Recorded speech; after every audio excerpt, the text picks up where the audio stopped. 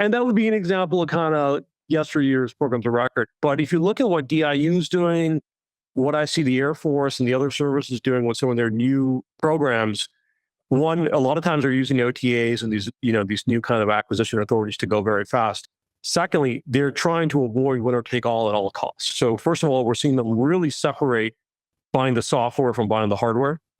And I think that's driven by a bunch of different reasons, right? One is they know that software guy has got to kind of continually evolve, much faster refresh cycles than the hardware. So they want to literally contract for those two capabilities separately.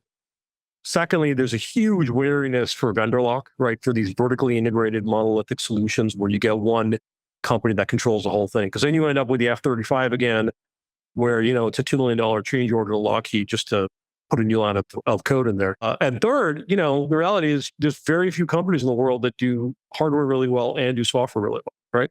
I mean, look at Apple. Apple's a laggard when it comes to software, but they produce exquisite hardware. So to think that we could create a defense company that could do both simultaneously, I think is a little bit wishful. So that's the first big change that I'm seeing. The second one is constant competition. I mean, we're in a lot of programs now, can't go into detail on many of them, but, every 6 months, they're recompeting the task orders. And it's kind of this hunger style game of competition where, you're in it for 6 months. And if you're not innovating and staying ahead of the pack, you're going to be cut out at the next round of competition.